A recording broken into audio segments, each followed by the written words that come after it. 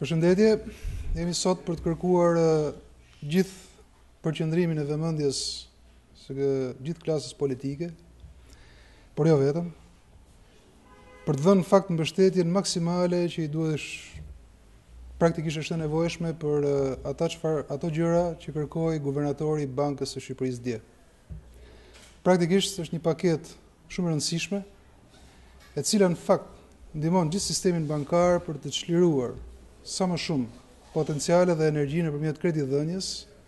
por edhe për të siguruar kredinë në të ardhmen, ato gjëra që thot, ajo paketë praktikisht që thot guvernatori i Bankës së Shqipërisë duhet mbështetur me çdo kusht. Prandaj ne jemi për të bërë thirrje të gjithë mjedisit politik, radh parë partive politike parlamentare që të lënë diçka nga agjenda e tyre e politikës ditës në këtë prag fushatës zgjedhore dhe të japin mbështetje maksimale për këtë paketë. Është fjala konkretisht për një projekt ligj për ndryshime në kodin e procedurës civile, ku preket përgjithsisht procedura e ekzekutimit të kolateraleve dhe e marrëdhënies së bankave me gjykatat dhe me sistemin e përmbarimit. Janë ndryshime të domosdoshme që duhen bërë, ndihmojnë sistemin bankar. Dhe së dyti është një projekt ligj për procedurat tatimore që gjendet ende në fazën e përgatitjes dhe ne nxisim, pa diskutim nxisim qeverinë që ta sjellë të projekt ligj në parlament me procedurat përshpejtuara mundësisht, me qëllim që t'i japim një vëmendje maksimale. Është një situatë që në fakt provokohet nga të dhëna statistikore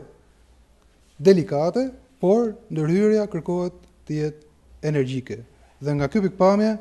të gjitha institucionet e shtetit, të gjithë klima politike duhet të jetë në vëmendjen e duhur, në lartësinë që kërkon nevoja. Është koha që të dëgjojmë institucionet e pavarura, është koha që të mos injorojmë kërkesat që ata vijnë për vendimarrje politike, kështu që në këtë çast ne jemi për ta mbështetur këtë paketë që kërkon guvernatori i Bankës së Shqipërisë. Natyrisht ne nxisim Bankën e Shqipërisë në radhë parë që të ushtrojë në mënyrë më gjithëpërfshirëse, edhe më të fortë se sa deri më sot, gjithë funksionin, gjithë kompetencat e saj mbikëqyrëse mbi tregun e bankave të nivelit dytë, me qëllim që siguria e kredisë të jetë edhe më e lartë se sa deri më sot, dhe me qëllim që të përmirësohet dhe të çlirohet sistemi bankar nga po themi mbetje të sistemit aktual të kontabilizimit të kolateraleve, kështu që nga ky pikpamje roli i Bankës së Shqipërisë është i pazëvendësueshëm. Askush nuk mund të kryej sot më mirë se sa Banka e Shqipërisë funksionet mbikëqyrëse në këtë treg. Nga ana tjetër, është më vend të kujtojmë se edhe baza ligjore aktuale dhe veçanërisht Kodi Penal ka ca nene që merren me dhënien e kredive në mënyrë të parregullt dhe që gati sa janë harruar, askush ndoshta nuk e di, pak kush e di që ekzistojnë këto nene, sepse pak ose për të mos thënë as pak janë zbatuar nga institucionet e ndjekjes penale. Është më vend që institucionet e ndjekjes penale të kenë vëmendjen e duhur edhe në zbatimin e këtyre neneve me qëllim që të rritet siguria e kredisë dhe siguria e gjithë sistemit bankar në tërësi. Nuk është vendi për të bërë komente politike për këtë çështje, është koha për të dhënë mbështetje dhe Lëvizja Socialiste për Integrim nëpërmjet grupit të saj parlamentar është e gatshme ta japë të mbështetje pas një kusht dhe pas një ekuivok. Faleminderit. Nga tema, por jo nga aktualiteti, duke qenë se jeni ekspert në çështjet zgjedhore, dua t'i referohem në pyetjen time një deklarate, po themi të një ditë më parë, të një deputete demokrate, ku i është referuar, po themi, këtyre kalkulimeve të antarëve të Komisionit Qendror të Zgjedhjeve dhe konkretisht lënies së posteve ekzekutive, por jo vetëm, pra dhe të institucionit zgjedhor nga ana e Lëvizjes Socialiste për Integrim. Ju keni një koment në lidhje me këtë deklaratë dhe si e shikoni në fakt konfigurimin e ri të Komisionit Qendror të Zgjedhjeve në rast se do të ketë një të tillë, duke u referuar dhe pretendimeve që ka ngritur Partia Republikane për këtë vend. Faleminderit. Tani pyetja jote është gjatë dhe ka shumë element brenda. Pikë pari, sa për konsekuencë të fakteve, Partia Republikane dhe Partia Demokratike, me që më thonë ju, kanë një papajtueshmëri në ato që kërkojnë. Partia Republikane nuk kërkon antar të KQZ-s sepse ka pranuar paktën në qëndrimet e deri sotme zyrtare, ka pranuar që standardin që në fakt e kemi pranuar të gjithë, standardin që Komisioni Qendror i Zgjedhjeve nuk ka punë me partitë. Komisioni Qendror i Zgjedhjeve është ndërtuar mbi bazën e kodit zgjedhor konsensual, është vendi ta kujtojmë këtë, dhe si i tillë partitë politike nuk kanë asnjë punë me agjendën e Komisionit Qendror të Zgjedhjeve, aq më pak me antarët e Komisionit Qendror të Zgjedhjeve, të cilët mbrohen me ligj.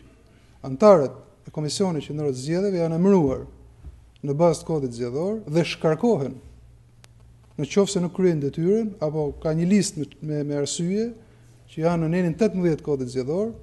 që tregohet se si shkarkohen dhe kur shkarkohen. Pra është një çështje krejtësisht institucionale dhe juridike dhe nuk ka punë politika fare në Komisionin Qendror të Zgjedhjeve. Politikisht mund t'ju them vetëm kaq, që Komisioni Qendror i Zgjedhjeve është standardi numër 1 i garancisë së zgjedhjeve të lira dhe të ndershme. Kështu që tendenca për ta politizuar Komisionin Qendror të Zgjedhjeve 1 dhe tendenca qoftë aq më keq nëse është kështu, për ta ndryshuar përbërjen e Komisionit Qendror të Zgjedhjeve, është pa diskutim një standard i cënuar i zgjedhjeve të lira dhe të ndershme. Ky është një koment që vjen në mënyrë natyrshme, sepse thash edhe një herë, Komisioni Qendror i Zgjedhjeve funksionon mbi bazën e kodit zgjedhor konsensual dhe si i tillë partitë politike duhet vetëm të zbatojnë kodin zgjedhor. Do ketë kohë për debate politike kur të ndërtohen komisionet e nivelit 2 e më poshtë, pastaj aty do shikohet se si do jenë konfiguracionet politike. Gja është ndërtuar, pra kemi një vendim të Komisionit Qendror të Zgjedhjeve që janë ndërtuar komisionet e nivelit 2, pra është miratuar formula politike, nëse do ketë debat, mund të ketë debat për këtë nivel komisioni, po jo për Komisionin Qendror të Zgjedhjeve, sepse ky është standard ligjor, është standard kushtetues, është standard i gjithë pranuar dhe kush e prek këtë standard pastaj do ketë probleme me zgjedhjet e lira të ndershme dhe demokratike në të vend. Ne nuk duam të paragjykojmë as nuk duam të komentojmë askënd dhe asgjë mbi këtë çështje. Ne besojmë që standardi i ngrirë në kodin zgjedhor me konsensus politik, miratuar me 3/5 e anëtarëve të kuvendit, për një KQZ funksionale jashtë partive, do duhet vazhdoj deri në përfundimin e zgjedhjeve. Antarësia